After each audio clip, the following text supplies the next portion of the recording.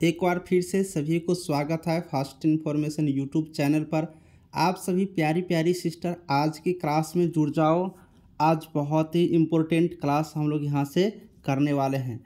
आप लोगों को मैंने पिछले जो क्लास लिए थे उसमें 11th नंबर तक क्वेश्चंस को हम करवा दिए थे। सभी वीडियो का प्लेलिस्ट बना हुआ है BTSC A&M सेट करके। आप लोग लिंक हम डिस्क्रिप्शन में भी डाल देंगे प्लेलिस्ट का, और फिर प्लेलिस्ट पर जाइए, जितने भी पिछला क्लास हुआ है सभी वीडियो को आप लोग देखिएगा। होता क्या है कि आप लोग को मैं बता दूं कि समय का बहुत ही ज़्यादा दिक्कत हो जाता है मेरे पास, इसीलिए मैं आपको यूट्यूब पर रेगुलर क्लास नहीं ले पा रहा हूं, है ना। कभी कभी बीच में दिक्कत भी हो जाती है, इसके लिए आप लोगों को घबराना नहीं है। आप लोग मेरा मोबाइल नंबर नोट कर सकती हो 8789694229। अगर आपके पास अभी भी समय नहीं है तो आप लोग ऑनलाइन कम से कम ऑनलाइन टेस्ट दीजिए, ठीक है। PDF घर पे लेकर के पढ़िए या फिर आप लाइव क्लास ज्वाइन करिए। अभी आपके पास बहुत ही कम टाइम बचा है एग्ज़ाम को लेकर के। सब कोई पूछ रही हो कि परीक्षा कब होंगे, परीक्षा कब होंगे, तो मैं आप सबको यहाँ पर जानकारी दे दूँ कि परीक्षा का डेट कोई अभी फिक्स नहीं है। परीक्षा का डेट अभी फिक्स नहीं है, अभी ऑफिशियल कोई नोटिस जारी नहीं हुआ है, लेकिन हम लोगों को दिसंबर तक पूर्ण रूप से तैयार कर लेना होगा, ठीक है। दिसंबर तक पूर्ण रूप से तैयार कर लेने होंगे।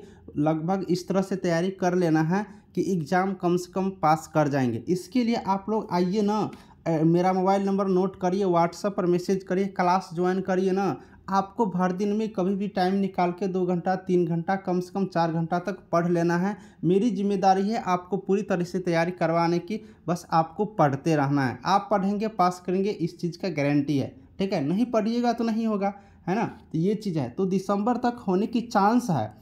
दिसंबर में हो जाएंगे तो ठीक है, नहीं तो जनवरी में होना 90% चांस है कि जनवरी में आपका एग्ज़ाम यहाँ पर हो सकते हैं, ठीक है। ये संभावना है क्योंकि अभी नोटिस नहीं निकला है, लेकिन जहाँ तहाँ से जानकारियाँ अपडेट मिलती है तो दिसंबर लास्ट या फिर जनवरी तक होने की बहुत ही ज़्यादा चांसेज है। इसीलिए अब विलंब नहीं करेंगे, पढ़ाई को हम लोग जारी रखेंगे। चूँकि एग्ज़ाम हो जाएंगे तो आप लोग तो फ्री ही हो जाइएगा, पढ़ते रहिएगा, या फिर नहीं मन होगा पढ़ने का तो आप लोग दूसरा चीज़ कीजिएगा, है ना। तो इसीलिए अब वक्त बहुत कम है, अब वक्त आ गया है अपनी बारी पढ़ाई की। चलिए शुरुआत करते हैं आज की बहुत इंपॉर्टेंट वाले क्वेश्चन से, सीधे हम लोग क्लास पर। आज का क्वेश्चन क्या है? पहला, महिला स्वास्थ्य कार्यकर्ता द्वारा संपादित की जाने वाली गतिविधियों के सुपरविजन के लिए जिम्मेदार स्वास्थ्यकर्मी है, ठीक है। अब महिला स्वास्थ्य कार्यकर्ता कहने का मतलब क्या हो गया? ANM। अब ANM द्वारा क्वेश्चंस पढ़िए अच्छा वाला भाई। अब ANM वाला जो कार्य किए जाते हैं, इनके गतिविधि को कौन सुपरविजन करते हैं, यानी ये जो कार्य करते हैं ANM, इसका देखभाल कौन करते हैं? तो इसका देखभाल कौन करते हैं भाई? LHV lady health visitor, HAM health assistant male वाला, दाई करते हैं, या फिर उपयुक्त में से सभी। तो देखिए ये महिला काम करती है तो महिला ही इसका हेल्थ विजिटर ही होता है सुपरविजन करने के लिए। यानी ऑप्शन ए जो है पूरे का पूरे क्या है? बढ़िया आंसर है। आप लोग A नंबर वाले क्वेश्चंस का आंसर यहाँ पर लगाएंगे, ठीक है। चलिए बहुत बढ़िया वाले क्वेश्चन सबको हम लोग यहाँ से देखते हैं। अब ऊपर वाले तो देख लिए महिला के लिए था, इसमें क्या होगा? पुरुष स्वास्थ्य कार्यकर्ता द्वारा संपादित की जाने वाली गतिविधियों का सुपरविजन कौन करता है? अब कोई पुरुष कार्य करते हैं, इनके द्वारा जो कार्य किए जाते हैं, इनके कार्यों को, इनके गतिविधि को कौन सुपरविजन करते हैं, कौन देखभाल करते हैं? तो लेडी हेल्थ विजिटर तो नहीं होगा, स्वास्थ्य सहायक पुरुष, हाँ यही हो जाएगा। दाई नहीं होगा, यानी कि जो पुरुष होंगे वही पुरुष के कार्य जो होंगे उनके गतिविधियों को देखभाल करेंगे, उनका जांच करेंगे, सुपरविजन करेंगे। तो ऑप्शन बी क्या है भाई? ऑप्शन बी क्या है प्यारी प्यारी सिस्टर? बहुत ही बढ़िया आंसर है, लगा दो टिक। एकदम सिलेबस के अकॉर्डिंग पढ़िए, ठीक है, एकदम सिलेबस के अकॉर्डिंग पढ़िए, जिससे कि आपका एग्जाम यहाँ पर निकल सके। अब यहाँ पर क्वेश्चंस क्या कह रहे हैं इनके बारे में थोड़ा सा समझते हैं, ठीक है। उपकेंद्र पर संपादित की जाने वाली गतिविधियों में शामिल है। अब जो उपकेंद्र होता है, सब सेंटर कहते हैं, उप स्वास्थ्य केंद्र कहते हैं, इन पर कौन सी कार्य किए जाते हैं? गतिविधि मतलब कार्य, कौन सी कार्य किए जाते हैं? मातृ एवं शिशु स्वास्थ्य देखभाल, परिवार नियोजन सेवा, संक्रामक बीमारियों के रोकथाम हेतु उपाय करना, इनमें से सभी क्या हो जाएंगे? बताइए जरा सा आप लोग कमेंट करके। उप केंद्र पर, सब सेंटर पर, उप स्वास्थ्य केंद्र पर कौन से कार्य इन चारों में से किए जाते हैं? बताइए। थोड़ा सा मैं आपको जानकारी दे दूं, सब सेंटर 3000 की जनसंख्या से लेकर के 5000 तक की जनसंख्या के बीच में होते हैं। अगर कहीं पर 5000 तक की जनसंख्या है तो वहाँ पर एक सब सेंटर खोल दिया जाता है, ठीक है। अब यहाँ पर मिनिमम 3 स्टाफ होते हैं। इतना बात तो आप लोग ज़रूर उसके ज़रूर याद आप लोग रखना, ठीक है, क्योंकि आपके एग्जाम में कभी कभी पूछे जाते हैं। अब कौन कौन से कार्य संपादित किए जाते हैं आपका प्रश्न है, तो माता और बच्चे का देखभाल बिल्कुल किए जाते हैं। परिवार नियोजन का तो काम किए ही जाते हैं, ये भी सही बात है। अब संक्रामक बीमारी, अब देखते हो टीका लगाते हैं बच्चे को, वो टीका क्यों लगाया जाता है? इम्यूनाइजेशन क्यों होता है? संक्रामक बीमारी को रोकने के लिए ही ना, इसीलिए संक्रामक बीमारी को रोकथाम का उपाय भी किया जाता है। यानी कि सबका सब बात जब सही है तो मेरा ऑप्शन डी वाला भैया क्या है? सही है। ऑप्शन डी इस प्रश्न का उत्तर हो जाएंगे। अब जिन्होंने ऑप्शन डी आंसर कर रही हो, बिल्कुल ठोक दिया आपने जवाब, बढ़िया आंसर किया, बहुत बढ़िया, बहुत बढ़िया। चलिए आगे वाले प्रश्न को हम लोग देखते हैं। अगला प्रश्न कौन सा है ना? अगला प्रश्न कौन सा, इस प्रश्न को देखते हैं और लगाते हैं निशाना। एकदम वही प्रश्न पढ़िए जो एग्जाम में आने वाला है, ठीक है। एकदम वही प्रश्न पढ़ेंगे, एकदम सिलेबस के अकॉर्डिंग पॉइंट टू पॉइंट हम लोग को कवर करना है। आगे वाला प्रश्न क्या है? एक महिला को गर्भावस्था के दौरान प्रदान की जाने वाली स्वास्थ्य देखभाल में शामिल है। अब कोई महिला है, अब एक महिला है, अब वो गर्भावस्था के दौरान, अब वो गर्भावस्था प्रेग्नेंट है, तो उनके दौरान कौन कौन सी स्वास्थ्य देखभाल किए जाते हैं? हेल्थ अच्छा रहे इसके लिए क्या क्या देखभाल किए जाते हैं? महिला को आयरन फॉलिक एसिड की गोलियां का वितरण, महिला के 1 महीने के अंतराल पर टीटी के 2 टीके, महिला के प्रतिदिन 300 किलो कैलोरी युक्त आहार अतिरिक्त लेने के लिए प्रेरित, या उपयुक्त में से सभी। लगाइए निशान, लगाइए आप लोग ठिकाना, कौन सा आंसर सही है आपका, ठीक है। एक सीट पक्की करनी है ना, तो अभी भी मैं बता रहा हूँ, नोट करिए मेरा मोबाइल नंबर और पीडीएफ लीजिए, घर बैठे पढ़िए। हम तो कहेंगे क्लास ज्वाइन करिए, अभी भी समय है, आपको पूरी तैयारी करवा देंगे, ठीक है। आप पढ़ेंगे, तैयारी होंगे, इस चीज़ की गारंटी है। तो पढ़ेंगे तो नौकरी होगा, पढ़ेंगे तो नौकरी होगा, पढ़ना अब ज़रूरी है, ठीक है। आप पीडीएफ लेके घर पे भी बैठ के पढ़ सकती हो, पीडीएफ भी हम प्रोवाइड करा देंगे आपको, ठीक है। ऑनलाइन टेस्ट भी हम प्रोवाइड कराएंगे। तो जो न्यू स्टूडेंट हो बिल्कुल रूप से ले लीजिए, आपको पहले जो ले चुके हैं वो तो पढ़ ही रहे होंगे। चलिए, तो इस प्रश्न का आंसर क्या हो जाएगा? तो गर्भावस्था के दौरान प्रदान की जाने वाली स्वास्थ्य देखभाल, तो महिला को आयरन फॉलिक गोली दिए ही जाते हैं, सही बात है। 1 महीने के अंतराल पर टीटी के 2 टीके, सही बात है। प्रतिदिन 300 किलो कैलोरी युक्त आहार, ये भी सही बात है। जब तीनों का तीनों भैया सही है तो उपयुक्त में से डी, ऑप्शन डी क्या हो जाएंगे? सही आंसर हो जाएंगे। लगा दो निशाना, उपयुक्त में से सभी, ऑप्शन डी क्या है आपका? पूरे बढ़िया वाला प्रश्न है, ठीक है, पूरे बढ़िया वाला प्रश्न है। चलिए ये वाला प्रश्न करके बताइए, ये वाला प्रश्न करके बताइए। प्राथमिक स्वास्थ्य केंद्र द्वारा प्रदान की जाने वाली देखभाल में सम्मिलित है, ठीक है। अब बताइए इसमें से क्या आंसर होंगे, इसमें क्या आंसर होंगे, ये वाला बताओ, ठीक है। चलो ये बताओ, एक और ऑप्शन इसमें जोड़ दो, ऑप्शन डी जोड़ दो, ऑल, ठीक है। ऑप्शन डी जोड़ दो ऑल, क्योंकि डी वाले नीचे है इसलिए ऑप्शन डी यहाँ पर जोड़ दीजिए, ऑल, ठीक है, ऑल जोड़ दिए। अब बताइए प्राथमिक स्वास्थ्य केंद्र द्वारा प्रदान की जाने वाली देखभाल में सम्मिलित क्या क्या है? नैदानिक एवं उपचारात्मक चिकित्सा देखभाल, स्कूल स्वास्थ्य सेवा, परिवार नियोजन एवं टीकाकरण सेवा। क्या क्या इसमें से सही है? लगाइए निशाना, लगा दीजिए जल्दी से, ठीक है। तो प्राथमिक स्वास्थ्य केंद्र का जब बात आया तो हम आपको पहले भी बताए थे कि प्राथमिक स्वास्थ्य केंद्र जो होता है ना, 20,000 से 30,000 की जनसंख्या पर होता है। ये बात आप लोग को मालूम ही होगा, है ना। 20,000 से 30,000 तक की जनसंख्या पर ये होते हैं। तो ये चीज़ हम लोग यहाँ से समझिए। अब यहाँ पर बात कर लेते हैं कि प्राथमिक स्वास्थ्य केंद्र द्वारा कौन सी सेवा दिए जाते हैं। तो उपचारात्मक चिकित्सा देखभाल, स्कूल स्वास्थ्य सेवा, परिवार नियोजन, टीकाकरण, सबका सब दिए जाते हैं। तो option D all of these इसमें से क्या है? सही आंसर है, ऑप्शन डी इसका सही आंसर लगा देंगे। आगे वाले प्रश्न क्या है उसको थोड़ा सा देख लेते हैं। आगे वाले प्रश्न क्या है? निम्न में से विशेषज्ञ चिकित्सा सेवाएं किस स्तर पर मौजूद होते हैं? अब विशेषज्ञ चिकित्सा सेवा कहाँ पर होते हैं? उप केंद्र पर, पीएचसी पर, सीएचसी पर, उपयुक्त में से सभी स्तर पर। बताइए जल्दी से क्या होंगे सही। देखिए स्पेशल डॉक्टर की बात हो रहा है, विशेषज्ञ चिकित्सक का, ठीक है, विशेषज्ञ चिकित्सक। अब देखिए उप केंद्र पर तो डॉक्टर साहब बैठते नहीं हैं, यहाँ का तो मेन एएनएम ही होती है। प्राथमिक स्वास्थ्य केंद्र पर मेडिकल ऑफिसर तक होते हैं, ठीक है। लेकिन सीएचसी पर बात करिएगा तो यहाँ पर स्पेशल डॉक्टर, चिकित्सा पदाधिकारी, यहाँ पर विशेष चिकित्सा पदाधिकारी या डॉक्टर्स यहाँ पर बैठते हैं। तो ऑप्शन सी क्या हो जाएगा, इसका सही आंसर हो जाएंगे सीएचसी, ठीक है, क्या हो जाएंगे सीएचसी। तो ये चीज़ हम लोग यहाँ से अब याद रखेंगे, ठीक है। सबको यहाँ पर समझ गए, सबको यहाँ पर अब समझ रही, ठीक है। सीएचसी की जनसंख्या कितनी होती है, पहले ही क्लास में आपको पूरे के पूरे डिटेल्स में इनके बारे में हम बता दिए हैं, कितने स्टाफ होते हैं, कितनी संख्या पर सीएचसी खोले जाते हैं, ठीक है। तो ये चीज़ भी आप लोग यहाँ से याद रखेंगे। तो ये स्पेशल डॉक्टर्स कहाँ बैठते हैं भाई, तो सीएचसी पर बैठते हैं, याद रखेंगे निशाना लगाने में, ठीक है। चलिए आगे वाले प्रश्न का आंसर कर लेते हैं। आगे वाले प्रश्न क्या है, निम्न में से कौन सी संस्था शहरी क्षेत्रों में स्वास्थ्य देखभाल के क्रियान्वयन से संबंधित है। अब शहरी संस्था की बात कर रहे हैं, शहरी कौन सी संस्था है जो शहरी क्षेत्र में, कौन सी संस्था जो शहर में। तो स्पेशल हॉस्पिटल कहाँ पर होते हैं भाई, मेडिकल कॉलेज अस्पताल, सैटेलाइट अस्पताल या उपयुक्त में से सभी।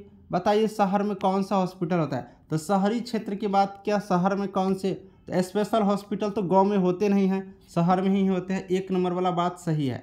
दूसरा वाला बात, मेडिकल कॉलेज अस्पताल जैसे पीएमसीएच क्या है, ये मेडिकल कॉलेज भी है और हॉस्पिटल भी है। उसका डीएमसीएच बात कर लो, एम्स बात कर लो, ये सब बड़ा बड़ा हॉस्पिटल है जहाँ पढ़ाई भी होता है और हॉस्पिटल भी है, इलाज भी होते हैं। तो मेडिकल कॉलेज और अस्पताल भी शहर में ही होते हैं, ये भी बात सही है। सैटेलाइट हॉस्पिटल भी तो शहर में ही होंगे, ये तो गाँव में हो ही नहीं सकता है। तो सारा का सारा ऑप्शन सही है, उपयुक्त में से डी है ना, शहर के क्षेत्र में ये सब का सब हॉस्पिटल यहाँ पर मिलते हैं। चलिए अब आगे वाले प्रश्न बता दीजिए। अगला प्रश्न क्या है, निम्न में से ग्रामीण क्षेत्र में स्वास्थ्य देखभाल के क्रियान्वयन से संबंधित संस्था कौन है। ग्रामीण क्षेत्र में बात कर रहा है तो भाई उप केंद्र हो गया, प्राइमरी हेल्थ केयर सेंटर हो गया, प्राथमिक स्वास्थ्य केंद्र हो गया। उसके बाद यहाँ पर बात करो तो आंगनबाड़ी सेंटर हो गया, उपयुक्त में से डी। अब कौन कौन होगा बता दो, कौन कौन होगा बता दो। Sub centre, primary health care, सी में है आंगनबाड़ी वाला है ना, आंगनबाड़ी और डी में है आपको ऑल, डी में क्या है ऑल है, सभी। क्या होगा बताइए, क्या हो जाएंगे बताइए जल्दी से, क्या होगा इसका सही आंसर। तो ग्रामीण क्षेत्र में उप केंद्र तो होती है ना, सब सेंटर, प्राथमिक स्वास्थ्य केंद्र गांव के लिए होता है, आंगनबाड़ी तो गांव में ही होता है। तो सबका सब आंसर क्या है भाई, सही है। ऑप्शन नंबर डी पे निशाना लगा देंगे, बिल्कुल बढ़िया वाला आंसर है ना। चलो आगे वाले प्रश्न करके बताइए, ईएसआई स्कीम के अंतर्गत के लाभ, ईएसआई अंतर्गत, ठीक है। अब ये ईएसआई क्या है, कर्मचारी राज्य बीमा योजना के अंतर्गत कौन सा लाभ दिए जाते हैं, अंतर्गत दे लाभ है, कौन सा लाभ दिए जाते हैं कर्मचारी राज्य बीमा योजना के अंतर्गत। चिकित्सा देखभाल, विकलांगता लाभ, मातृत्व लाभ, उपयुक्त में से सभी। कौन से लाभ दिए जाते हैं इनके बारे में आपको यहाँ से बतानी है और फटाफट बताइए, ठीक है। कर्मचारी राज्य बीमा ईएसआई स्कीम के अंतर्गत कौन से लाभ दिए जाते हैं, चलिए बताइए फटाफट कौन से लाभ दिए जाएंगे। अब देखिए चिकित्सा स्कीम के अंतर्गत बात करिएगा तो मेडिकल बेनिफिट्स दिए जाते हैं, विकलांगता लाभ दिए जाते हैं, मातृत्व लाभ दिए जाते हैं, सब कुछ तो दिए ही जाते हैं। तो ऑप्शन डी क्या हो जाएगा, सही आंसर हो जाएगा पूरा बढ़िया वाला। ऑप्शन डी क्या है इनका, एकदम सही आंसर है ना। तो ऑप्शन डी यहाँ सब लोग याद रखेंगे। आगे वाले प्रश्न करते हैं, ग्राम स्तर पर पंचायती राज प्रणाली संस्था होती है, ग्राम स्तर पर कौन सी यहाँ पर संस्था होती है।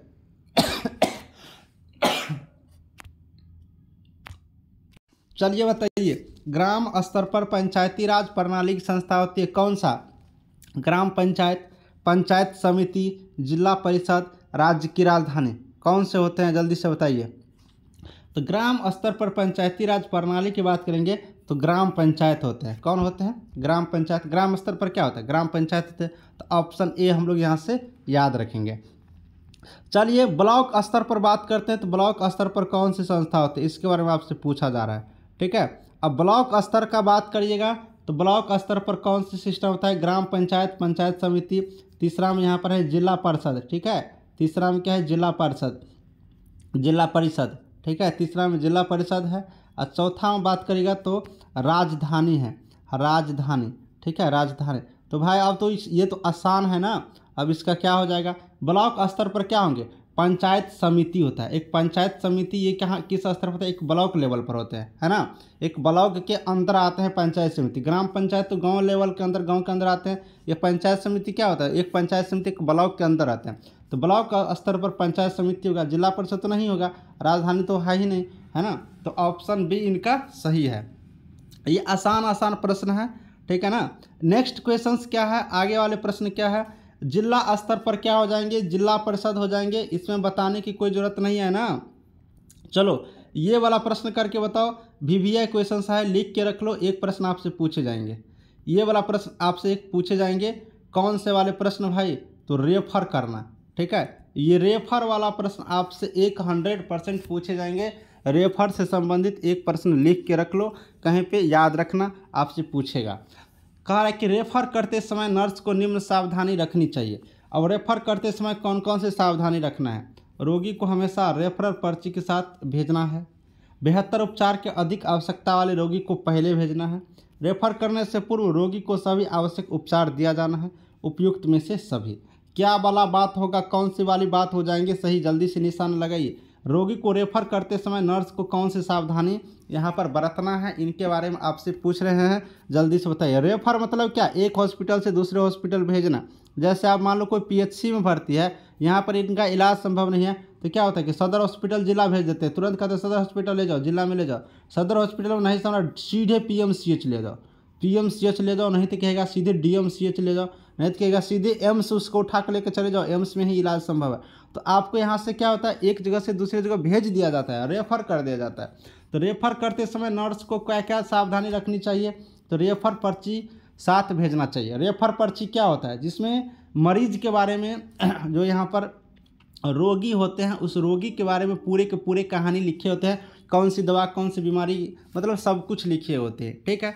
बेहतर उपचार जिनको चाहिए, जिनको ज़रूरी है, उन रोगी को पहले भेजेंगे। ये बात भाई सही है, पहले नहीं भेजोगे तो एकदम सीधे ऊपर चले जाएंगे। इसलिए जिनको ज़रूरी है, बेहतर उपचार की ज़रूरत है, उनको हम लोग क्या करते हैं, पहले भेजते हैं। रेफर करने से पहले रोगी की सभी आवश्यक उपचार दे देंगे। अब रेफर करने से पहले कम से कम हॉस्पिटल तक पहुंच सके, उस बीच में कुछ दिक्कत ना हो, उतना उपचार हम लोग कर देना चाहिए, कर देते हैं, ठीक है। तो ये भी बात सही है, अगर आप उपचार करके नहीं भेजिएगा तो रास्ते में दम तोड़ देंगे, तो ये भी बात सही है। तो ये सबका सब बात सही है रेफर से संबंधित, यानी उपयुक्त में से सभी। ऑप्शन डी क्या हो जाएंगे, बढ़िया वाला आंसर हो जाएंगे। लगा लो निशाना ठोक के, ठीक है। अभी भी मैं बता रहा हूँ, जो यहाँ पर स्टूडेंट क्लास नहीं ज्वाइन की हो, सीधे क्लास ज्वाइन करो। व्हाट्सअप नंबर है, व्हाट्सअप पर मैसेज करिए, क्लास के बारे में पहले पूरी जानकारी ले लीजिए, ठीक है। फ्री वीडियो देख लीजिए, डेमो क्लास देख लीजिए, टेस्ट फ्री में एक दे दीजिए, सब कुछ से संतुष्ट हो जाओगे। अपने आप पता चल जाएगा कि चंदन सर से पढ़ेंगे तो क्या रिजल्ट फिक्स है कि नहीं, ठीक है। और आज ही आप लोग क्लास को ज्वाइन करें, बेहतरीन तरीके से आपको पूरी की पूरी क्लासेज यहाँ पर करवाए जाएंगे। चलिए आगे की प्रश्न हम लोग एक और देखेंगे, ठीक है। कह रहा है कि निम्न में से अंतर्राष्ट्रीय स्वास्थ्य एजेंसी है, निम्न में से कौन सा अंतर्राष्ट्रीय स्वास्थ्य एजेंसी है। WHO, पहला नंबर ये है WHO।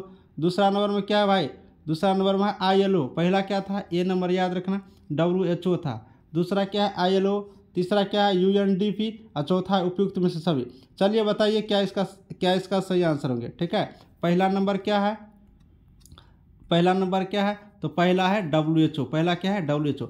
तो अंतर्राष्ट्रीय एजेंसी आपसे पूछा है, तो अंतर्राष्ट्रीय स्तर पर WHO तो है ही, ये तो पहला नंबर बात। इसकी स्थापना 1948 ईस्वी में हुआ था, 7 अप्रैल को, ठीक है, 7 अप्रैल को, याद रखेंगे। ये ILO हो गया, ये भी है संयुक्त राष्ट्रीय विकास कार्यक्रम, ये भी पूरे अंतर्राष्ट्रीय लेवल पे चलते थे, सबका सब तो है ही। तो ऑप्शन डी क्या है, सही आंसर होंगे ऑप्शन डी। देखिए यहाँ पर याद रखने वाला जो एकदम बढ़िया वाला पॉइंट है, ये WHO की कहानी है, 7 अप्रैल 1948 याद रखना। इसीलिए 7 अप्रैल को स्वास्थ्य दिवस भी मनाते हैं। आपसे ये क्वेश्चन पूछने के बहुत ज़्यादा चांसेज है, ठीक है। WHO ज़्यादा से ज़्यादा स्वास्थ्य के क्षेत्र में कार्य कर रहे हैं, नंबर 1 पर यही पोजीशन है WHO के माध्यम से ही। तो WHO हम लोग यहाँ से याद रखेंगे।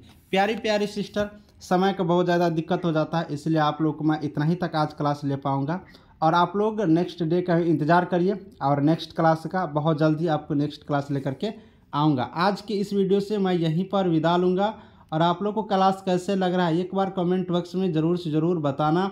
इसे भी बेहतरीन करने का मैं कोशिश आप लोगों के लिए करूँगा, ठीक है। मोबाइल नंबर है कॉल करने की कोई ज़रूरत नहीं है, व्हाट्सएप पर आप लोग मैसेज कर लीजिएगा, ये आपका व्हाट्सएप नंबर है। ठीक है, मिलूँगा आगे वाले वीडियो में, तब तक के लिए सभी को थैंक यू।